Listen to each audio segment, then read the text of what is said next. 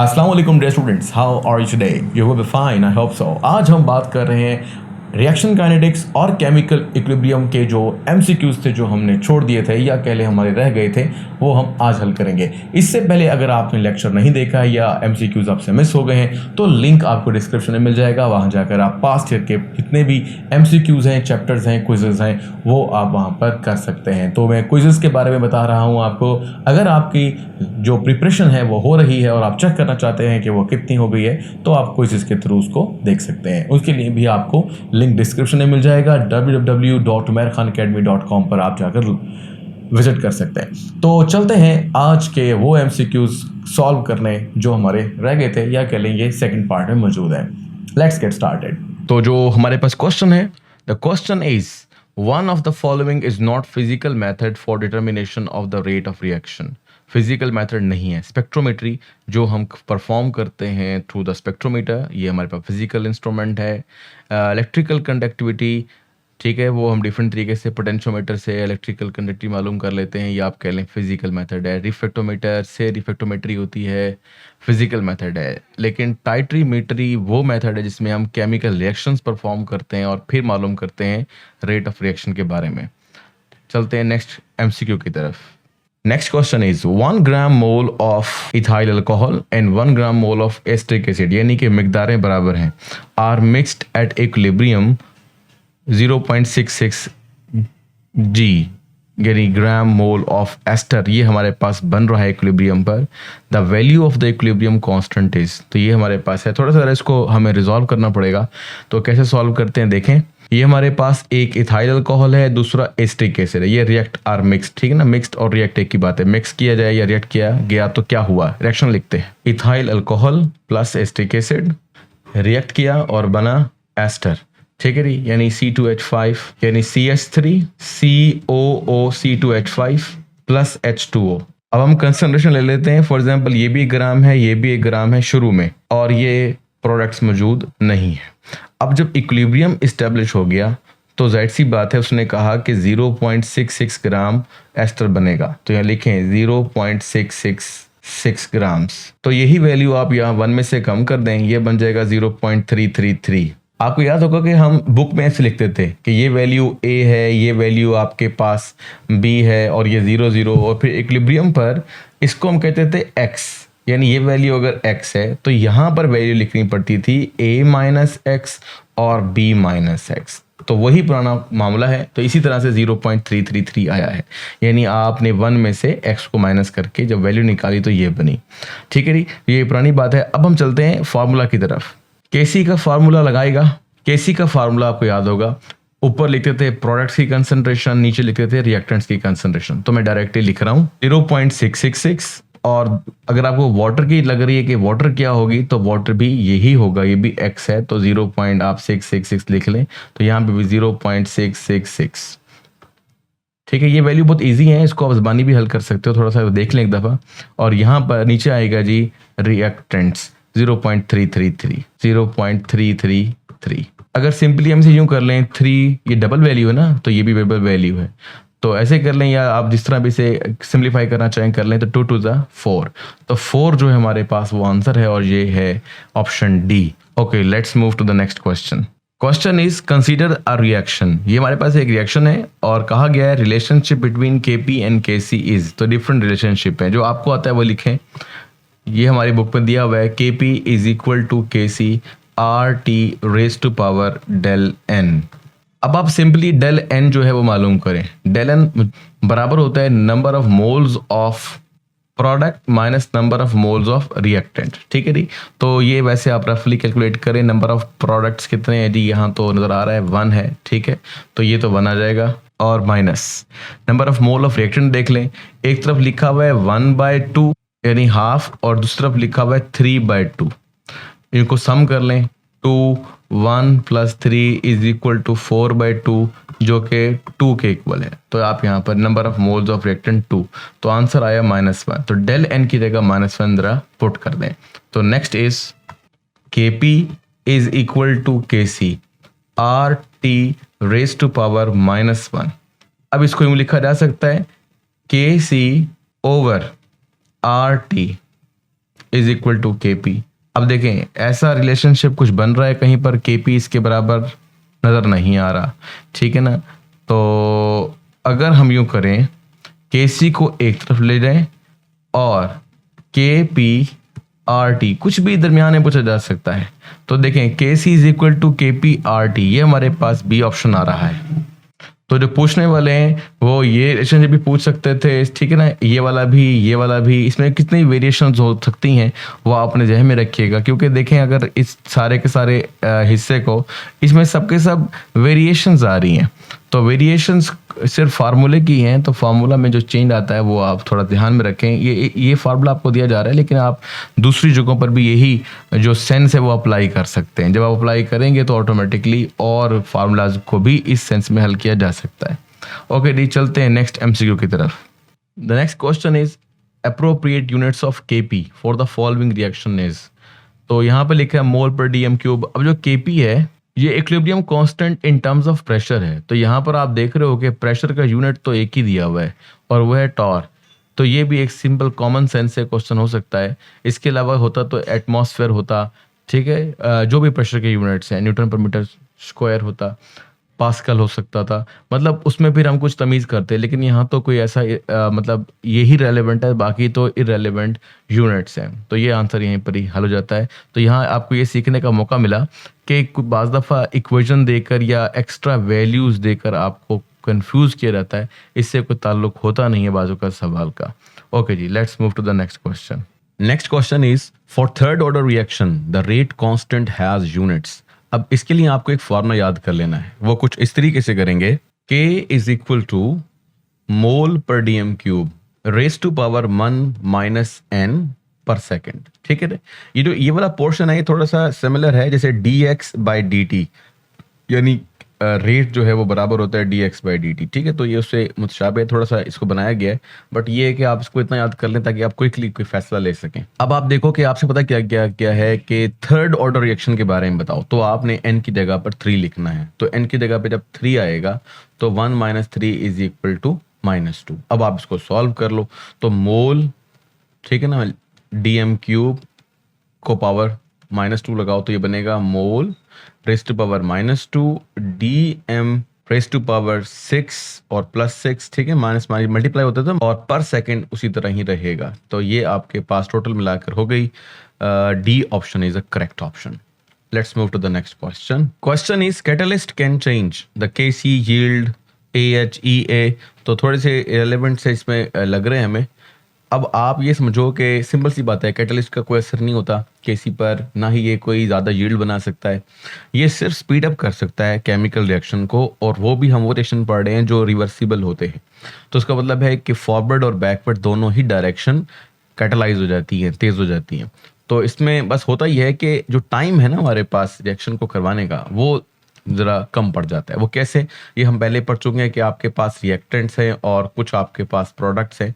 तो अगर ये हमारे पास एक पीक है और इस पीक से लेकर रिएक्टेंट तक जो हमारे पास ये एनर्जी है, that is called activation energy. Last मैंने एमसीक्यूज में आपको ये बात सिखाई हुई थी। तो जब कैटलिस्ट ऐड करेंगे तो यही पीक छोटी हो जाएगी, तो इसका मतलब है एक्टिवेशन एनर्जी पहले के मुकाबले में कम हो गई। तो सिर्फ एक्टिवेशन कम हो जाएगी, रिएक्शन फॉरवर्ड भी जा सकता है, ठीक है, और बैकवर्ड भी आता है। तो बस जब पीक छोटी हो जाएगी तो फॉरवर्ड जाने और बैकवर्ड आने की भी जो क्या कहते हैं रफ्तार होगी वो तेज हो जाएगी। तो बहरहाल यही हमारे पास आंसर है डी। जी, चलते हैं नेक्स्ट क्वेश्चन पर।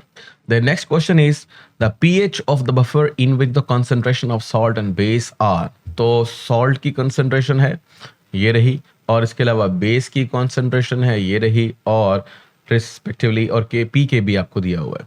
pH मालूम करना है बफर का। वैसे तो pH यहाँ पर जो फार्मूला लगेगा बेसिकली वो ये लगेगा, pH इज इक्वल टू, या आप यूँ लिख लें pH plus POH is equal to 14। तो pH मालूम करने के लिए हमारे पास POH होनी चाहिए, जो सिंपली फार्मूला से हमें आ जाती है। ये भी लगाने की जरूरत नहीं है, अगर आप जहन में रखें तो आप एक काम कर सकते हैं। बहरहाल मैं इसको लिख रहा हूँ POH is equal to PKB, क्योंकि PKB वैल्यू दी हुई है, ये हिंट है, और plus log of concentration of salt over base. तो सॉल्ट की जो कंसंट्रेशन आई 0.1 ये डायरेक्टली भी काउंट किया जा सकता है, लेकिन इसको जरा आप सिंप्लीफाई कर लो, 0.1 की जगह पर जो ऊपर लिखा हुआ है 1/10 कर लो, और 0.01 के नीचे 1 है उसका जो 100 आएगा डेसिमल को चेंज कर कर वो आप ऊपर लिख लो। तो जैसी बात है, एक जीरो से एक जीरो कट जाएगा, बाकी 10 आंसर आएगा। तो log 10 यहाँ पर आने वाला है।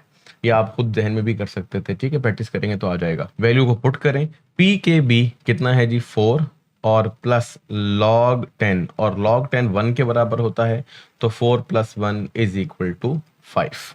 अब 5 तो आ गया आपके पास। POH जैसे मैंने आपसे कहा था, POH आपको मालूम हो गई है और आपने मालूम करना है pH, तो pH = 14 - POH and it will be 14 - 5 = 9।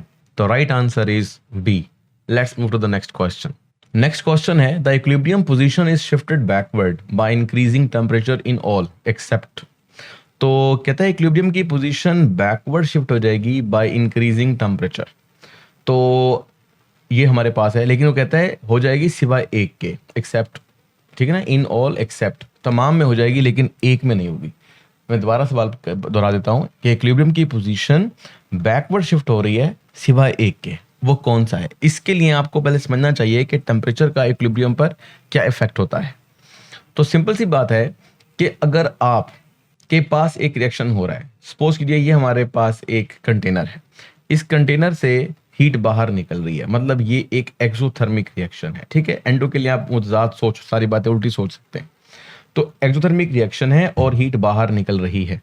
अगर आप किसी तरह कोशिश करें कि इसको कूल करें, इसकी हीट निकलने में मदद दें, तो रिएक्शन ज़्यादा फॉरवर्ड जाएगा, ठीक है।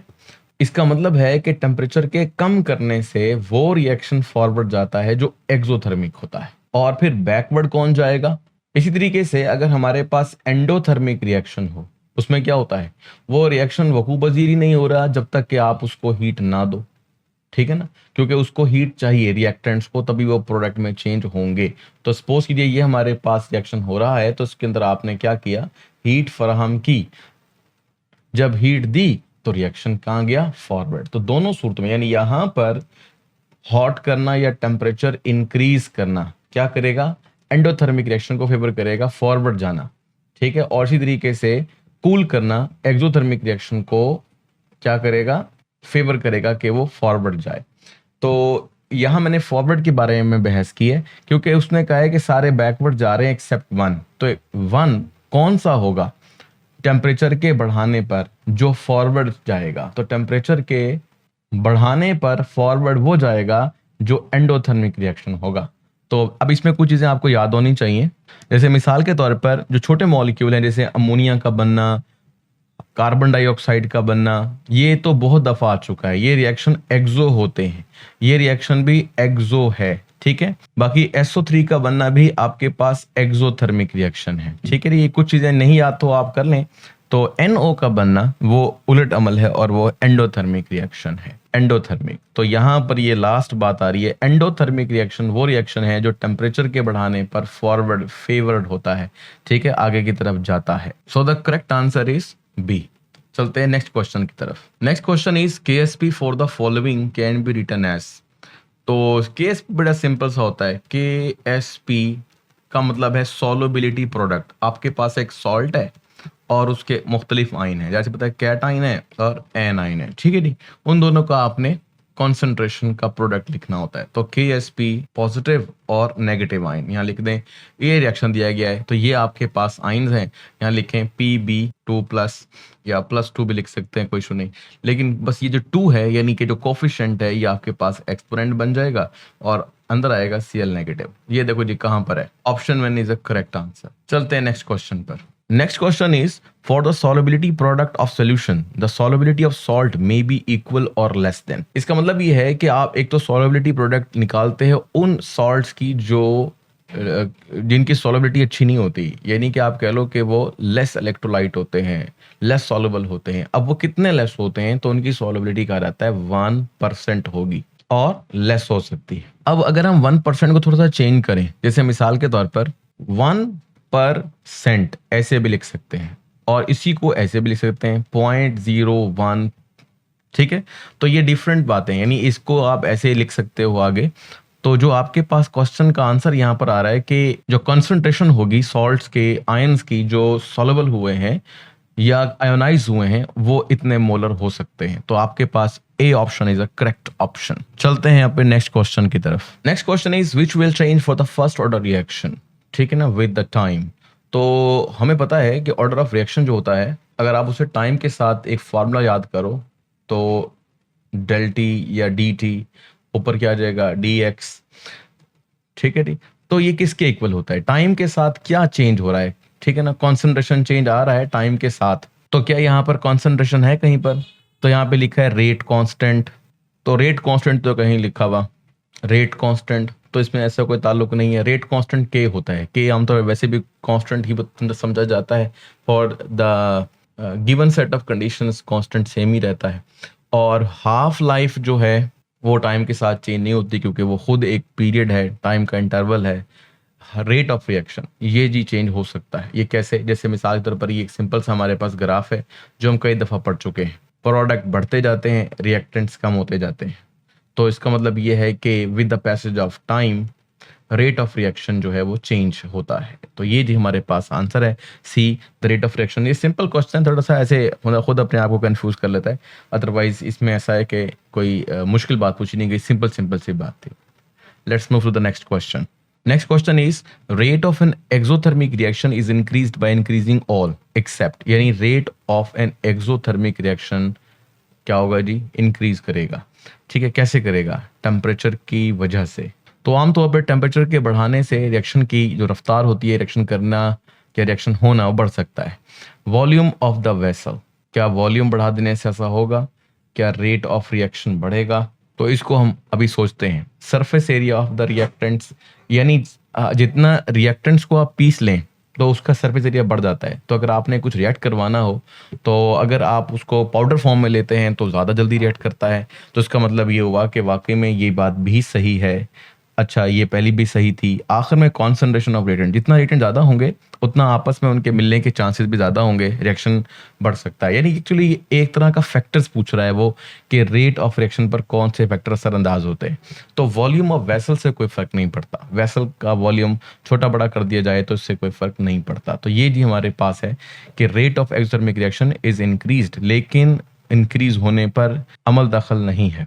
तो ये जी आपके पास option B is a correct answer, ठीक है जी। जो यहाँ पे लग रहा है, मतलब बाज़ दफ़ा हमें बहुत डीपली नहीं सोचना चाहिए, कभी थोड़ा रफली सोचें, फिर थोड़ा सा मजीद उसको कीन करें, फिर उसको मजीद डीप करें। इस तरह से कुछ क्वेश्चंस जो हैं वो सॉल्व जाते हैं। वो आमतौर पर पहले लेवल पर ही हो जाते हैं, लेकिन अगर आप शुरू में बहुत डीप जाएंगे तो फिर आपके नुकसान हो सकता है। यानी हम एक्सोथर्मिक रिएक्शन को सोचना शुरू करते हैं, कैसे होते हैं, क्या क्या उसमें होता है, पता चले जी उसका ताल्लुक यहाँ ना बनता हो। ठीक है जी, चलते हैं नेक्स्ट क्वेश्चन की तरफ। Next question is half life of certain reactions decreases with the decrease in concentration, यानी कंसंट्रेशन और हाफ लाइफ के दरमियान डायरेक्ट रिलेशनशिप है। एक डिक्रीज करेगा, दूसरा भी डिक्रीज करेगा, ठीक है। ऑर्डर ऑफ रिएक्शन क्या होगा, आमतौर पे हम कहते हैं कि जो ऑर्डर ऑफ रिएक्शन है उसको हाफ लाइफ के साथ ऐसे लिखा जाता है, यानी half life for an order of the reaction is inversely proportional to, inversely कर लेते हैं, initial concentration raise to power n-1। अब इसमें हम आमतौर पर देख रहे हैं कि इनवर्स रिलेशनशिप है।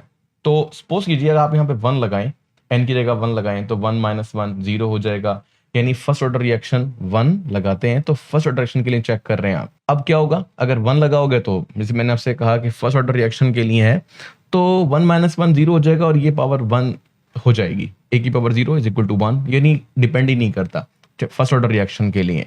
सेकेंड ऑर्डर के लिए यहाँ पर आप 2 लगाओ और फिर चेक करो। लेकिन मैं आपको डायरेक्टली बताता हूँ कि आप यहाँ पर सोचो 0, तो क्या आंसर आने वाला है, तो यहाँ पर आएगा 1/a 0-1 is equal to a over -1।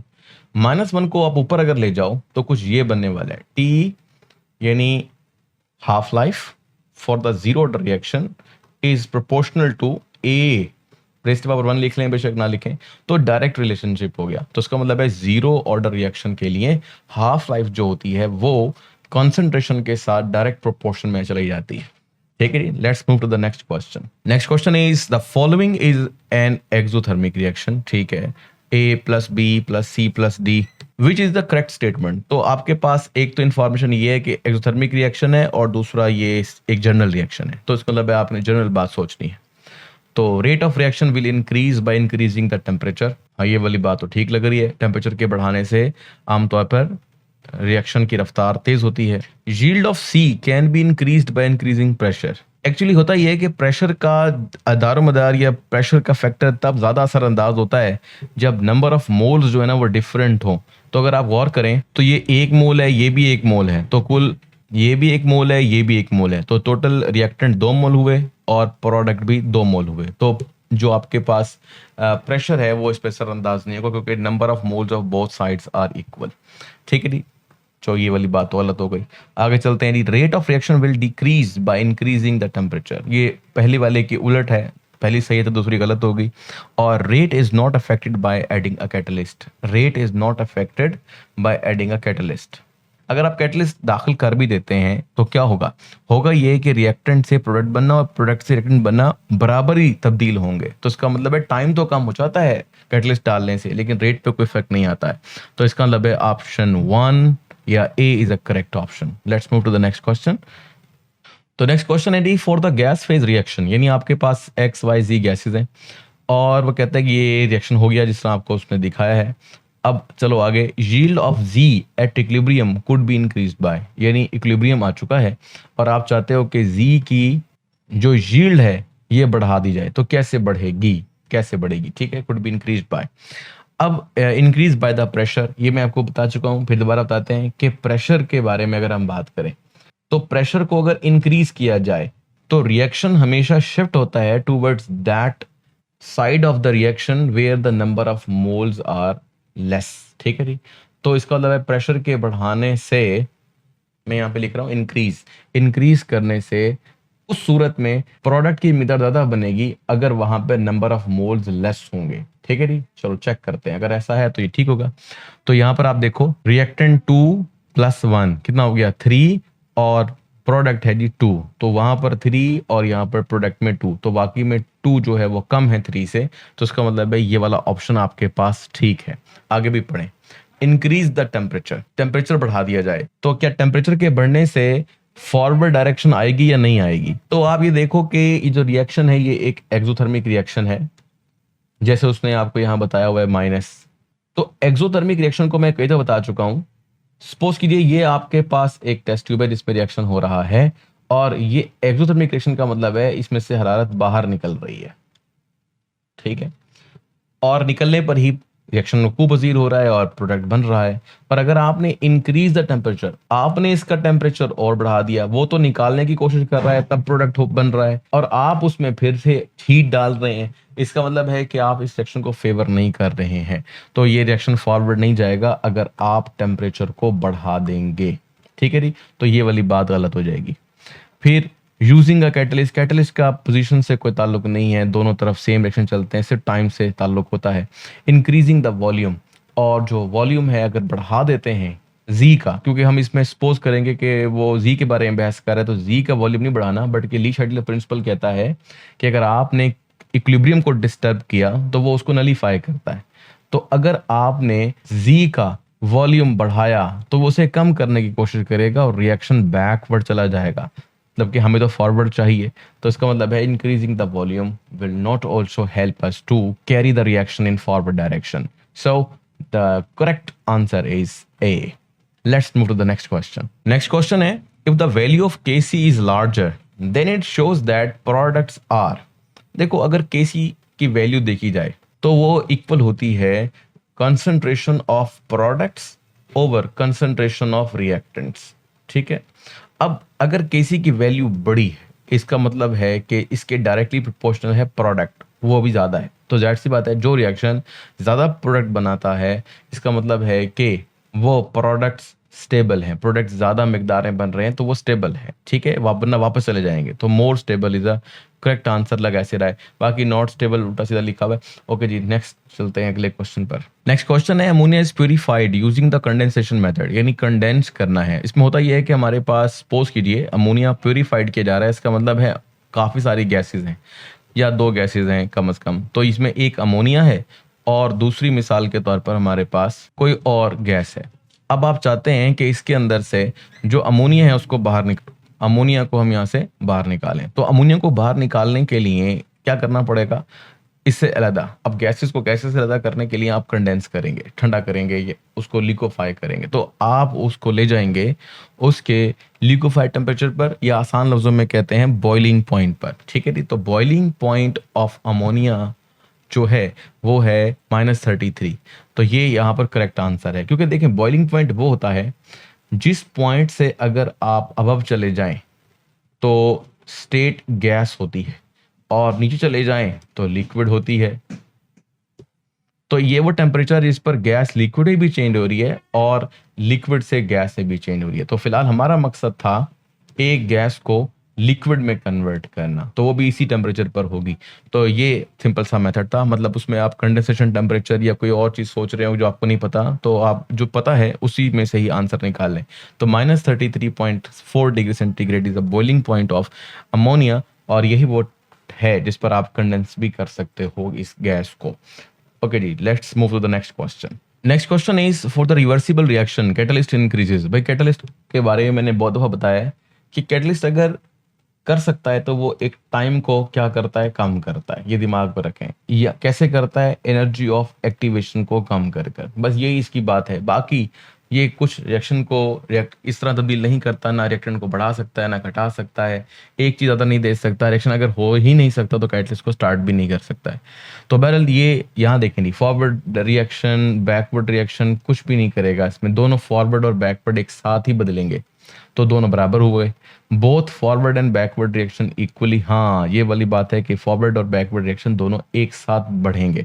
तो forward reaction to a larger extent no, यानी दोनों यानी इनमें फर्क नहीं आएगा। तो answer C is a correct answer. चलते हैं नेक्स्ट क्वेश्चन की तरफ। Next question, if the equilibrium constant Kc value for the certain reaction is very small, यानी Kc वेरी स्मॉल है। इसको मैंने पहले भी बताया था कि Kc is directly proportional to, या चलो is equal to concentration of products over concentration of reactants। तो वो कहता है Kc की वैल्यू बहुत थोड़ी है। अगर Kc बहुत ही छोटा है, कम है, तो इसका मतलब है प्रोडक्ट भी बहुत ही कम बन रहे हैं और रिएक्टेंट ज्यादा बन रहे हैं, क्योंकि रिएक्शन रिवर्सिबल है। अगर प्रोडक्ट कम होगा तो रिएक्टेंट ज्यादा होगा। तो इसी तरीके से आप सोच सकते हो कि ये कैसा रिएक्शन है जिसमें प्रोडक्ट कम और रिएक्टेंट ज्यादा है। अब आते हैं इनकी ऑप्शंस की तरफ। Reactants are large in larger amounts, हाँ जी ये वाली बात तो सही है, रिएक्टेंट्स लार्जर हैं। Products are in appropriate amount, ये बस भाम वाली स्टेटमेंट है। Reactants and products both are in appreciable amount, नहीं, एक कम है ज्यादा है। In such a situation equilibrium can not be obtain, नहीं, केमिकल इक्विलिब्रियम ऑब्टेन हो सकता है। यहाँ पे छोटा सा एक पॉइंट है जो काफी बच्चे समझते हैं कि रिएक्टेंट और प्रोडक्ट जब इक्विलिब्रियम आ जाता है तो बराबर हो जाता है। नहीं, बराबर होना जरूरी नहीं होता, बस रेट ऑफ फॉरवर्ड और बैकवर्ड रिएक्शन का इक्वल होना जरूरी होता है। ये हो सकता है कि रिएक्टेंट कम हो प्रोडक्ट ज्यादा हो, या प्रोडक्ट ज्यादा हो रिएक्टेंट कम हो। तो ये वाली बात थोड़ा दिमाग से निकाल दें, इक्वल नहीं होता, ठीक है ना। इसलिए हम कहते हैं कि rate of forward and backward reaction तो क्या रहता है, कांस्टेंट हो जाता है, या कह लें कि इक्वल हो सकता है। लेकिन रिएक्टेंट्स जो होते हैं या प्रोडक्ट्स होते हैं उनकी कॉन्सेंट्रेशन इक्वल नहीं होती है। तो बहरहाल ऑप्शन जो 1 है हमारे पास, reactants are in larger amount, is a correct option. Okay, let's move to the next question. Next question is that choose the one which is not the assumption of the collision theory. आपको collision theory के बारे में पता होना चाहिए थोड़ा बहुत। दिए गए कुलियन थ्योरी बताती है कि जब रिएक्टेंट आपस में कोलाइड करते हैं तो फिर वो प्रोडक्ट बनाते हैं, लेकिन इसके लिए उनको एक ट्रांजिशन स्टेट से गुजरना पड़ता है, ठीक है। और सही उसके अंदर एनर्जी होनी चाहिए रिएक्टेंट्स की, तभी प्रोडक्ट बनेंगे। सही ओरिएंटेशन होनी चाहिए। ये सब कुछ अजम्पशन, ये सब कुछ जो है आपके पास क्या कहते हैं, पॉइंट्स हैं कुलियन थ्योरी के, ठीक है। तो फिलहाल हम चलते हैं कि ये पूछना क्या चाह रहे हैं। For chemical reaction to occur molecule particle must collide, हाँ जी कोलाइन तो होनी चाहिए, तभी तो ये थ्योरी प्रोसीड करेगी। For reacting particles must possess certain minimum amount of energy called E है, हाँ जी कम से कम एनर्जी जिसको हम एक्टिवेशन एनर्जी कहते हैं होनी चाहिए, तभी प्रोडक्ट बनेगा।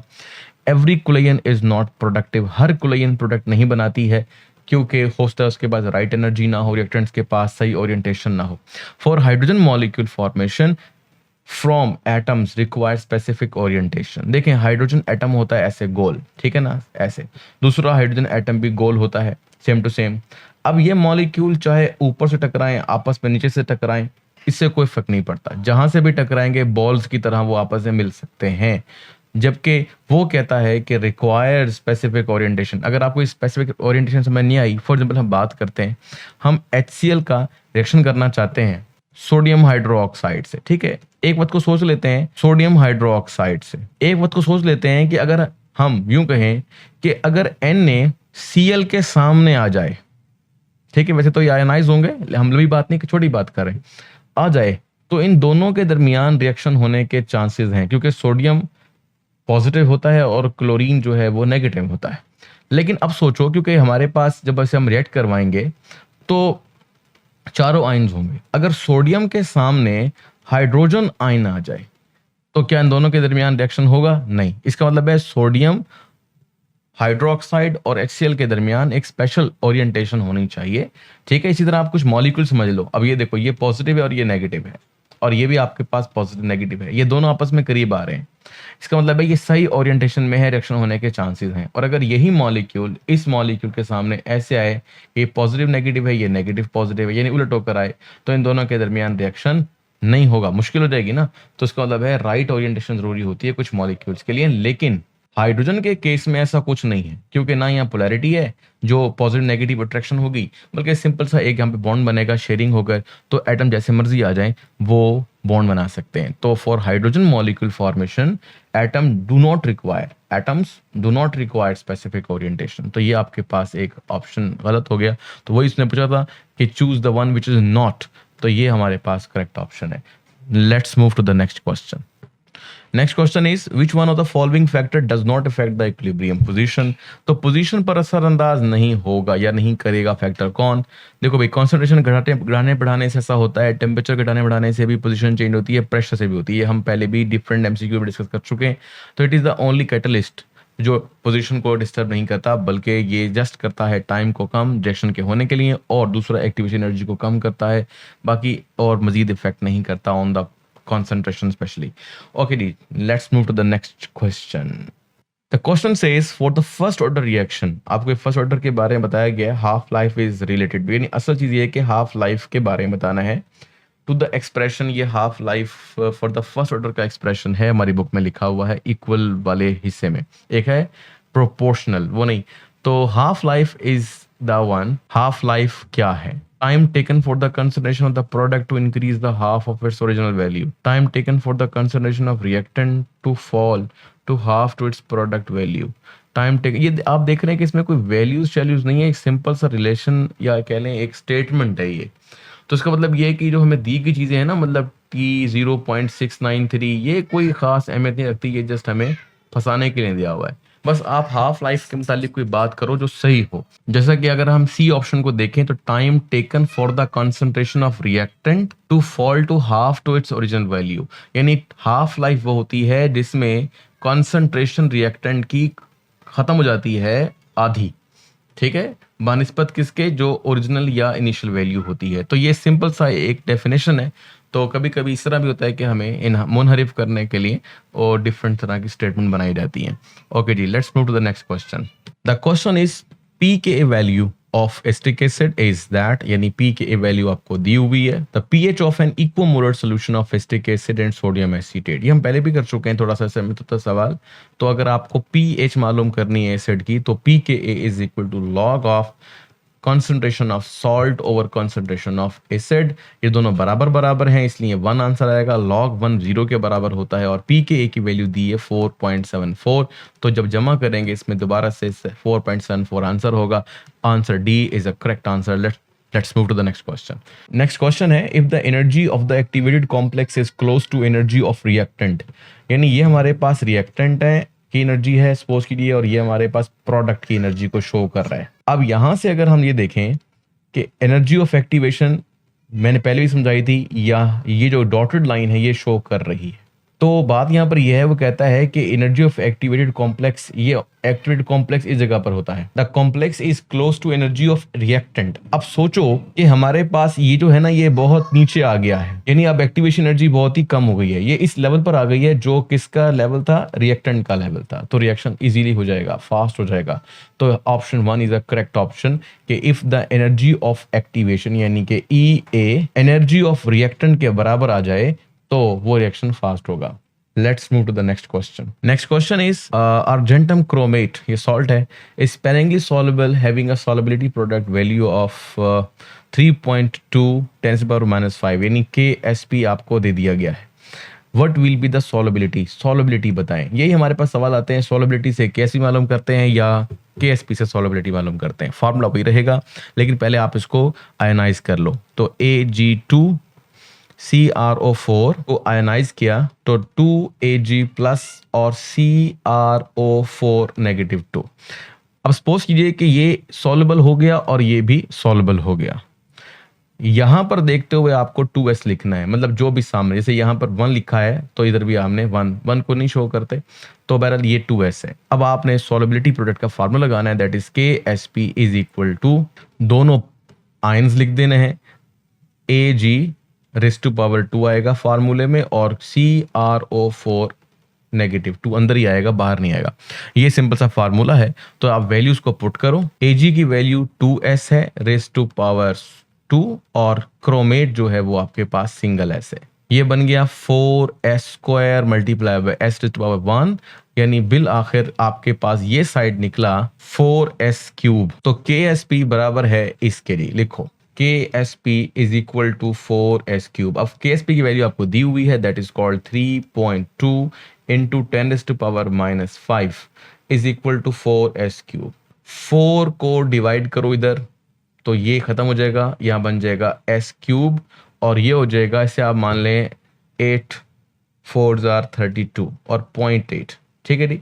तो 0.8, अगर 0.8 की बजाय मैं 8 पॉइंट लिखूं यानी डेसिमल शिफ्ट कर दूं तो 10⁻⁻⁶ कर लेंगे। अब इधर भी आप क्यूब रूट ले लें और इधर भी आप क्यूब रूट ले लें, तो ये तो खत्म हो जाएगा। तो सॉल्युबिलिटी इज इक्वल टू, यहां पर आप इसको अलग अलग सोचिएगा, यानी 8 को अलग यूं समझ लीजिए 2⁻³ और बाकी वो अलग है हिस्सा, ठीक है। तो वो तो कट जाएगा 3 2 यानी 10⁻⁻² आ जाएगा और यहां पर भी ये 3 कट जाएगा, तो हो जाएगा 2 into 10⁻⁻² is equal to s। तो सॉल्युबिलिटी जी इसके इक्वल है और ये आंसर में मिल रहा है यहाँ पर क्वेश्चन का जो ऑप्शन है B is a correct option. Let's move to the next question. Next question है, the rate of reaction involving ion can be studied by the method. तो रेट ऑफ रिएक्शन कैसे मालूम कर सकते हैं? Dilatometric method. वॉल्यूम में change आए तो मालूम करते हैं, जो वॉल्यूम में चेंज कैसे आएगा, ठीक है। आयन में, ये आयन के बारे में बहस हो रही है,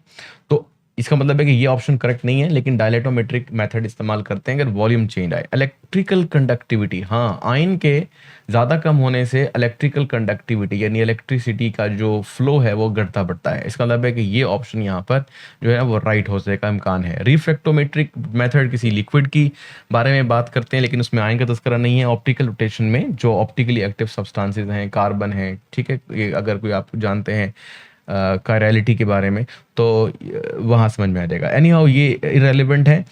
जो हमारे पास करेक्ट आंसर है that is B, electrical conductivity change होगी तो हमें समझ में आ जाएगा कि किसी भी ऐसे रिएक्शन में जिसमें आयन बन रहे हैं या कम हो रहे हैं, ज़्यादा हो रहे हैं, वो क्या रेट रखता है, कितनी रफ्तार से बढ़ रहे हैं या कितनी रफ्तार से घट रहे हैं।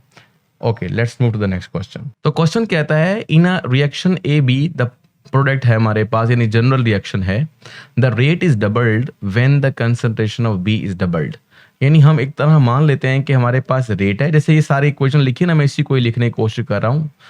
तो रेट है और इज इक्वल टू के इंटू ए एंड बी। तो कहता है अगर हमने बी को डबल कर दिया, कंसंट्रेशन ऑफ बी, तो रेट भी डबल हो जाता है। तो इसका मतलब है हम एक तस्वर कर लेते हैं कि अगर बी 1 है, ए बी 1 है, तो हमारे पास रेट भी 1 है। के को कांस्टेंट तस्वर कर लें फिलहाल, यानी कांस्टेंट ही है, इसको अगर हम खत्म कर लें तो ये प्रोपोर्शनल बन जाएगा। तो के को फिलहाल हम कुछ नहीं कह रहे, तो आर भी 1 हो गया। अगर हम यही स्टेटमेंट देखें कि बी को डबल कर दिया जाए यानी 2 कर दिया जाए, तो रेट भी डबल हो जाता है, ठीक है, अब अगली बात पढ़ते हैं। And the rate increases by the factor 8। कहता है जो रेट है वो हमारे पास 8 टाइम्स बढ़ गया है। ठीक है, तो अगर हम कब बढ़ गया है, when the concentration of both the reactant A and B are double. भाई बी की तो यही डबल वैल्यू है, तो ए के वैल्यू ऐसी क्या लगाएं कि वो हमारे पास क्या कहते हैं 8 ऑप्शन दे। ठीक है, तो उसको आप कई तरह से सोच सकते हो। यहाँ 4 लगाओगे तो 4 आपको यहाँ पर देखने को नहीं मिल रहा, क्योंकि वो पता कर रहा है रेट लॉ बताओ इसका, इस रिएक्शन का, कि किस तरह से जाहिर किया जा सकता है, ए के जरिए, बी सी डी कैसे। तो इसमें काफ़ी सारे हम पॉसिबिलिटीज ले सकते हैं। ठीक है, उन पॉसिबिलिटी में एक पॉसिबिलिटी ये है कि इसको 2 ही रखो, इसको भी 2, क्योंकि उसने कहा है आपने दोनों को डबल लेना है। तो हम यहां पर क्या लेकर आए, तो मेरे ख्याल से यहां पे हमें रखना चाहिए 4, यानी आंसर कुछ 4 आए तो 4 टू 8 बन जाएगा। ठीक है ना।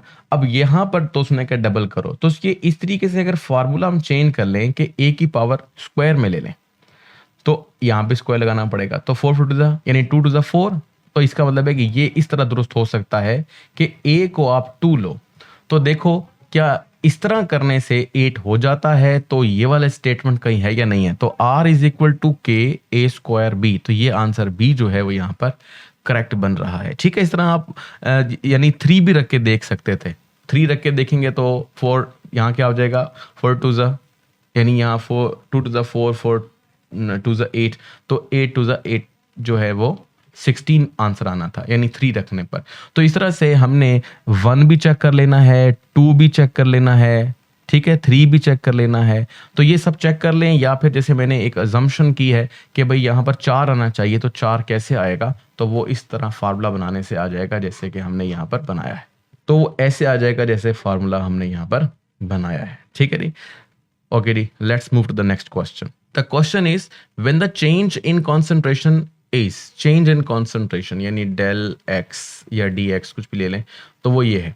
तो आगे लिखता है and the time for that change is, यानी आपको डी टी भी दिया हुआ है 100, the rate of reaction is, तो ये रेट के बराबर होगा। तो फॉर्मूला बस लगाएं, डी एक्स कितना है जी, 6 into 10⁻⁻5 divided by del t आपके पास है 100 कह लें या 10⁻2 कह लें। वो जब ऊपर चला जाएगा तो बन जाएगा 6 इंटू 10⁻5 और -2।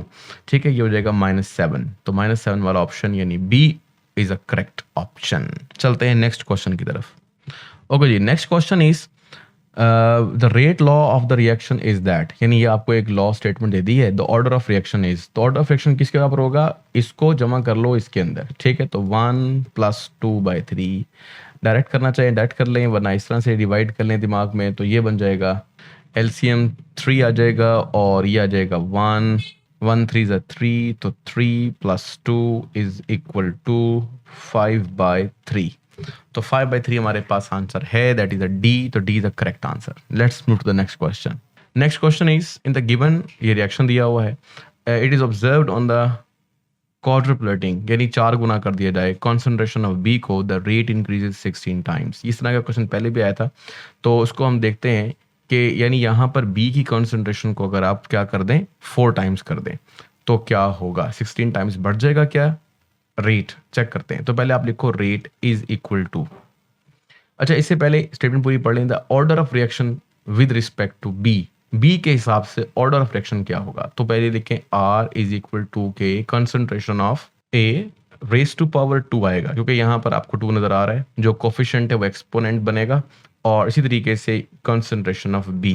अब आप सपोज कीजिए कि आपने बी को 4 टाइम्स बढ़ा दिया, तो ये 4 टाइम्स बढ़ा दिया, तो वो कहता है इस तरह बढ़ाओ कि आर जो है ना, यानी आप एक काम करो 4 टाइम बढ़ाया, इससे पहले कुछ आप और सोचो, वो क्या है, आप ये सोचो कि ए पहले 1 था, बी भी 1 था, तो ए की पावर 2 अगर भी हो जाए तो आंसर 1 आएगा, यानी आर 1 था।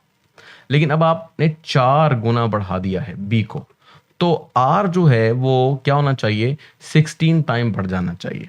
16 टाइम कैसे बढ़ सकता है, यानी 4 × 1 इज इक्वल टू क्या आया, 16 तो नहीं आया ना।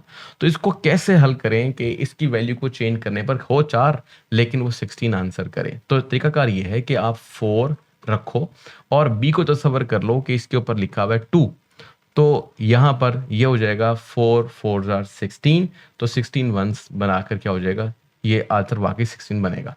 तो इसका मतलब है कि आपको बी की जो वैल्यू है या कि बी की कंसंट्रेशन है उसका जो एक्सपोनेंट है वो 2 लेना चाहिए।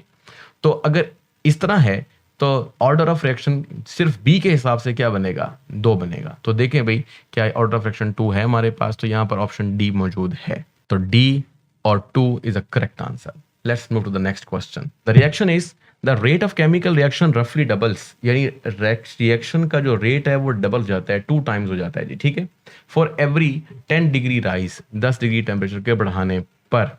तो if the temperature is raise to 20, यानी 1 से लेकर 10 करते हैं तो 2 बढ़ा, और अगर 10 से लेकर 20 डिग्री सेंटीग्रेड तक ले जाते हैं तो फिर भी 10 डिग्री ही बढ़े ना, तो 2 मजीद बढ़ा। तो द रेट में इंक्रीज, टोटल रेट कितना हो जाएगा, 2 + 2 = 4, यानी कि अगर 1 डिग्री से 20 डिग्री तक जाते हैं और हर 10 डिग्री पर 2 जो है वो टाइम्स बढ़ता है रेट, तो 20 डिग्री जाने पर 4 टाइम्स रेट बढ़ जाएगा। तो आंसर 1 या A option is correct option. Let's move to the next question. हाँ जी, question is which of the following is pseudo first order reaction. तो स्यूडो फर्स्ट ऑर्डर रिएक्शन क्या होता है? ये वो रिएक्शन होता है जिसमें कोई भी एक रिएक्टेंट, दो में से एक रिएक्टेंट एक्सेस में हो, या आप कह लो वो कांस्टेंट तस्वर करते हैं। अब इसके नतीजे में क्या होगा? इसका नतीजा ये निकलता है कि 2 रिएक्टेंट होते हैं पर एक असरअंदाज होता है, इसलिए उसी के हिसाब से ऑर्डर बनता है। लेकिन चूंकि ये थोड़ा सा मुख्तलिफ केस है, स्यूडो मतलब झूठी मूठी का, फाल्स, तो ये फाल्स फर्स्ट ऑर्डर होता है। लेकिन ये हमारी बुक में मौजूद है, रिएक्टेंट एक्सेस में होना चाहिए। तो भाई ये तो था वो जो आपको याद करवाया मैंने। Pseudo first order reaction is that reaction in which one of the reactant is an excess और इन अ कांस्टेंट क्वांटिटी। जो हाइड्रोलिसिस है, जैसे कि हमारे पास नज़र आ रहा है यहाँ लिखा हुआ, तो हाइड्रोलिसिस में वाटर एज अ सॉल्वेंट है, इस तरह यहाँ पे भी एक सॉल्वेंट है, ठीक है। तो सॉल्वेंट एक्सेस में होते हैं, और ये दोनों जो प्रॉपर्टीज़ हैं हमारे पास, यानी एसिड कैटालाइज रिएक्शन और hydrolysis of tertiary butyl bromide, ये दोनों रिएक्शन जो हैं वो बज़ाहिर ठीक लगते हैं क्योंकि इसमें वाटर जो होगा वो एक्सेस में होगा। तो option D is the correct option, both A and B is correct. Okay जी, next question is the next reaction is in the reaction जो हमारे पास दिया है इसके अंदर जो भी है, फिर the if the concentration is of y is kept constant then the x is tripled, x को अगर ट्रिपल कर दिया जाए तो रेट ऑफ रिएक्शन पर क्या असर होगा? तो इसका हम रेट लिखते हैं, rate is equal to k into, यहाँ लिखें x रेज टू पावर 2 और y raise to power something, यहाँ वैल्यूज को पुट करते हैं। तो सपोज कीजिए कि वो कहता है कि y क्या रखना है, कांस्टेंट रख देना है। इसको 1 तस्वर कर लो, आप इसको भी 1 तस्वर कर लो, ठीक है। तो रेट क्या हुआ, 1, ठीक है। इसका अगर आप स्क्वायर ले लो तो भी ऐसे ही आपको नजर आएगा। अब वो कहता है कि आपने x को लिखना है 3 गुना, तो x 3 टाइम्स हो जाएगा, तो क्या बना, 3 3s are 9, तो ऑप्शन आ जाएगा यहाँ पर 9। तो इसका मतलब है कि rate will increase 9 times and the option D is a correct option. Let's move to the next question. The question is 2x plus y is equal to, gives rise to z at equilibrium. Equilibrium पर 0.2 moles होंगे x के और 0.45 moles होंगे y के, ठीक है जी, और 0.15 moles होंगे z के।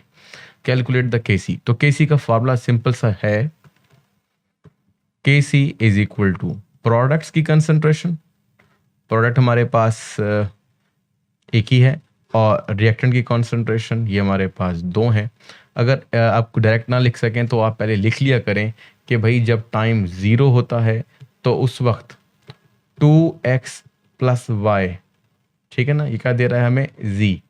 तो ये जो हमारे पास है ये a है, ये हमारे पास b है, ये 0 है। और जब टाइम इक्विलिब्रियम पर आ जाता है तो क्या होता है जी, अब यहाँ पर आपने देखना है, ये भी लिख सकते हैं ए बी, या आप ये डायरेक्ट लिखें कि इक्विलिब्रियम पर x कितना है जी, 0.20, और b यानी कि y हमारे पास कितना है, 0.45, और जो z हमारे पास है 0.15, ठीक है। तो आप डायरेक्टली लिखने से पहले फॉर्मूला कंप्लीट कर लें। तो Kc में जो प्रोडक्ट है वो है z, इसको ऐसा लिखें, और नीचे लिखो जी 2x, जो 2 है वो कोफिशिएंट बनेगा, तो यहाँ पे आप लिखोगे x रेज टू पावर 2। ये गलती हो जाती है, ये नहीं होनी चाहिए, ठीक है जी। बाकी y अकेला आएगा, वैल्यूज पुट करते हैं, z की जगह पे आप लगाना है 0.15 डिवाइड बाय x की जगह लगाना है 0.20, 0.2 भी इसको कहा जा सकता है का स्क्वायर, ये नहीं भूलना जी आपने। और y की जगह पे 0.45, इसको हल कर लेते हैं। देखें ये है 15 और ये है 45, तो 3 आ जाएगा, ठीक है जी। और ये जो आपके पास है 0.2 या 0.20, बल्कि इसे सही तरह कैलकुलेट करें, यानी अगर हमारे पास 0.20 मल्टीप्लाई बाय 0.20 हो तो इसे हम यूँ लिख सकते हैं, डेसिमल ख़त्म कर दें, डिवाइड बाय 100 और डिवाइड बाय 100, ठीक है जी। तो 0 से 0 कट जाएंगे, 2 जीरो से काट दें, और ऊपर क्या आ गया 4 डिवाइड बाय 100, तो 0.04 आएगा जी। तो बहरहाल अब 0.04 मल्टीप्लाई बाय 3 और ऊपर कुछ भी नहीं, तो ये हो गया जी। अगर हम इसको मल्टीप्लाई करते हैं थोड़ा डिफिकल्ट हो जाएगा, हम जरा सिंप्लीफाई कर लेते हैं। तो 0.04 को आपको यूं लिखो, 4 रहने दो, और जो 100 आएगा इसके नीचे डेसिमल ये ऊपर लिख दो। इस तरह से 100 डिवाइड बाय 12 आ जाएगा। अब ज़रा इसको डिवाइड कर लो, तो जब डिवाइड करोगे तो किससे करेंगे जी, रफली 8 आ रहा है, ठीक है, 12 8 96, तो 8 वाला फार्मूला हमारे पास कुछ ये दिख रहा है। बाकी आप इसको अच्छी तरह से कर लेंगे तो भी आपको यही आंसर देखने को मिलेगा। तो answer A is a correct answer. थोड़ा सा यहाँ पे कैलकुलेशन का इशू था, तो कैलकुलेशन जो है वो बहुत बहुत बेहतरीन तरीके से करेंगे। सम टाइम हमें कुछ लग रहा होता है वो नहीं भी होता, तो कैलकुलेशन को प्रैक्टिस करते रहें तो फ़ायदा होता रहेगा। ये था हमारा लास्ट MCQ, और अपने चैनल को सब्सक्राइब कर लीजिए ताकि नेक्स्ट जो हमारे पास आने वाला लेक्चर है वो आपको नोटिफिकेशन के शक्ल में मिल सके। तो अब तक के लिए अल्लाह हाफिज़, दुआ में याद रखिएगा।